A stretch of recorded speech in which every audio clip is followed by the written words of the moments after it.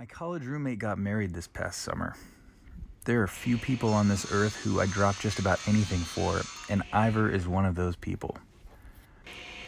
I try to see him anytime I'm in town, and aside from family, he's probably the person I've seen most often when traveling back home to Texas. So I was disappointed that I had to miss his wedding last year. I'd say that I was devastated, but for the fact that I missed the wedding on account of our fourth child being born. Unfortunately for Ivor and all my other close friends, no man holds that high an office in this old heart of mine.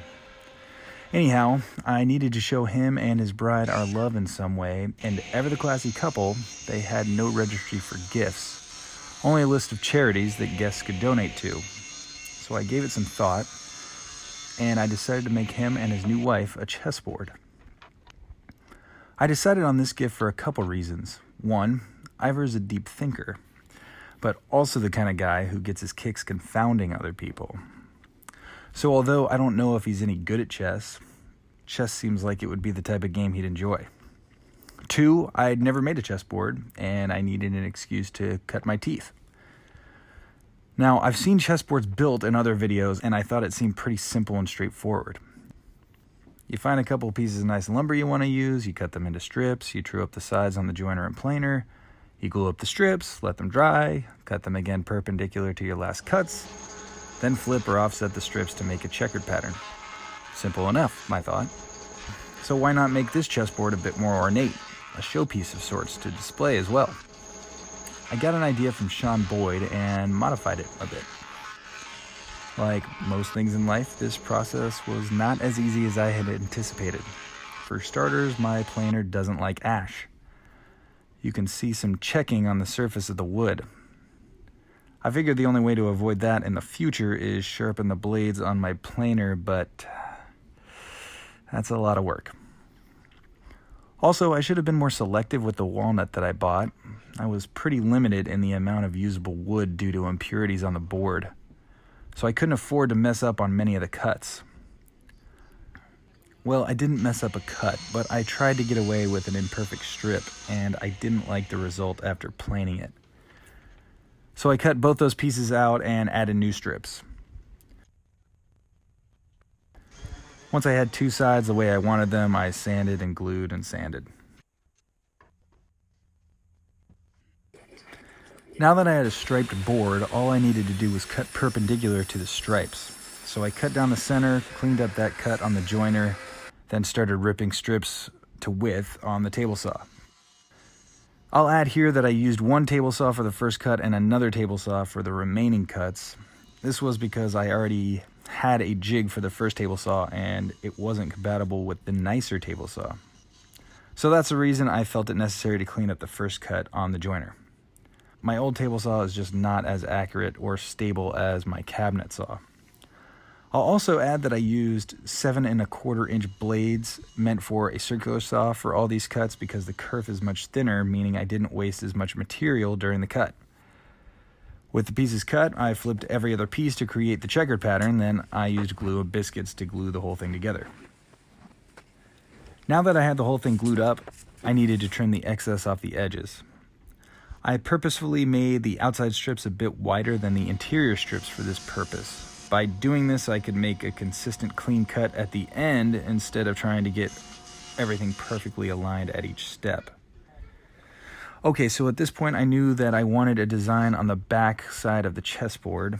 In order for that to be displayed, I needed a frame or box for the chessboard to sit in when in use for chess, but that would hold the board in while being displayed on the wall, for instance.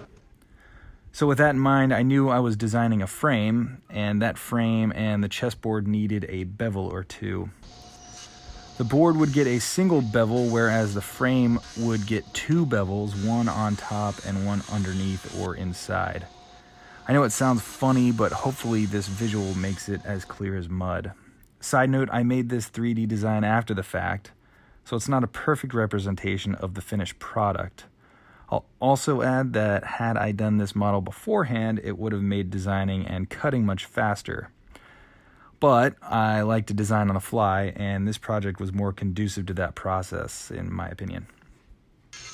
Anyhow, I cut some test pieces out of 2x4s and MDF.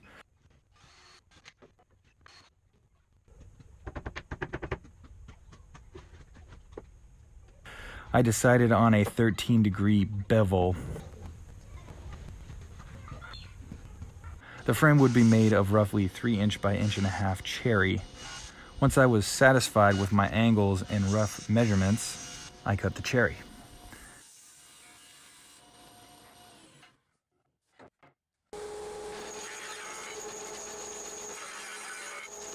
Now, I didn't show it here, but I added a sheet of 1/2" plywood to the bottom of the chessboard in hopes that I would be able to put the whole thing in the laser engraver at work. More on that later.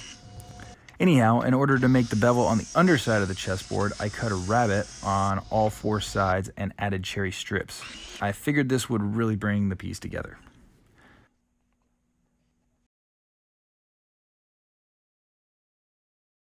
With that complete, I was able to cut the bevels on the board and on the pieces of cherry. At this point, the chessboard was basically complete, save the finish, so I focused on the cherry frame. I needed to cut the miters on the cherry strips for the frame. In the past, I've used my miter saw to cut miters, but in the past I haven't been nearly as concerned about precision as I was in this case. So instead of using the miter saw, I made a jig for the table saw. This way I could be sure I had a perfect 45-degree angle.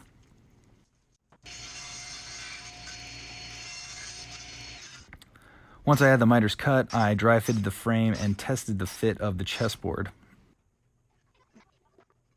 Then I cut the bevel on the underside of the frame. This is where I was truly experimenting.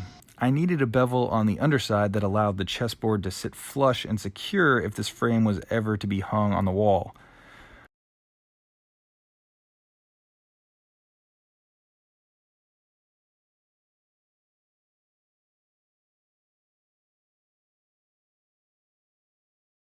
Once I was satisfied with that bevel, I glued up the frame. Again, I used biscuits to join the corners, and the fit was perfect. Now that the frame was glued up, I could cut the decorative bevel on the face. I used a normal 10" rip blade for this.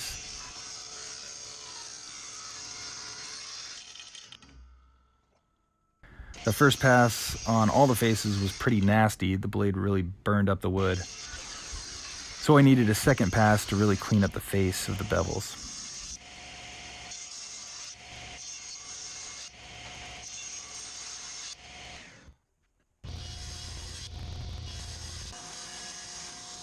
After that, I sanded everything up, shellacked the whole thing, then finished it with wood wax.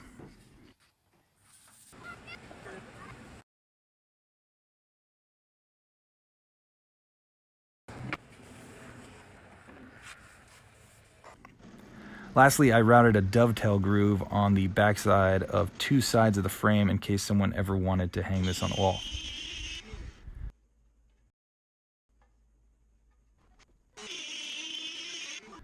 I gave the same finish treatment to the chessboard as well.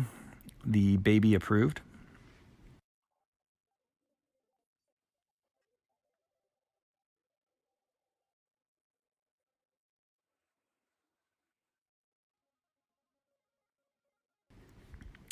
Okay, so I ran into another issue with the design on the back of the chessboard.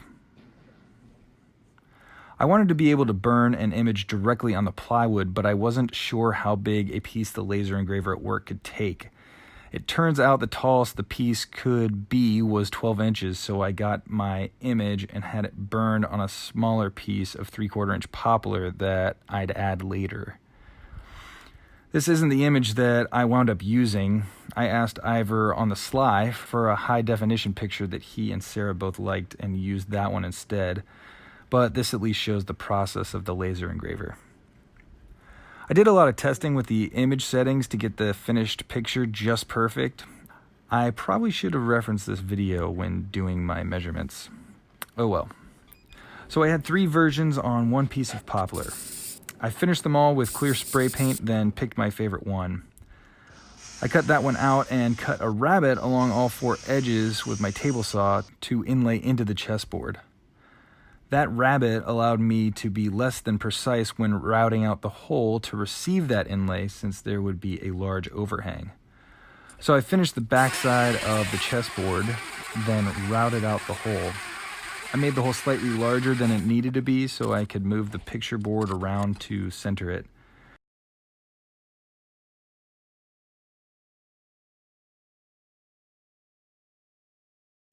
Once the hole is cut, I put a final coat of wax on the edges, then tape those off.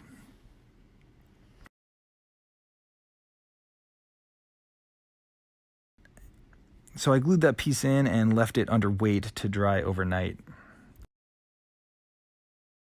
The last thing I did was add some finished strips of cherry as seen here, but I didn't film any of that because I basically finished this up minutes before jumping in the van and driving to Texas with the family for Christmas. So you'll have to use your imagination. The last lesson learned that I'll mention was the finish. I like the finish I used, but I wish I had had everything done a few days before transporting it cross country. I wrapped the whole thing in a towel for the drive, and the finish decided to absorb some fuzzies en route. They buffed out for the most part, but it took some extra effort I wasn't anticipating. That's it. That's supposed to make up for missing a bachelor party and wedding. I hope it suffices. As for Ivor and Sarah, I wish them health and happiness in their marriage. Maybe this will help them peacefully settle disputes that will inevitably pop up. Or maybe it will be a healthy alternative to watching boring YouTube videos.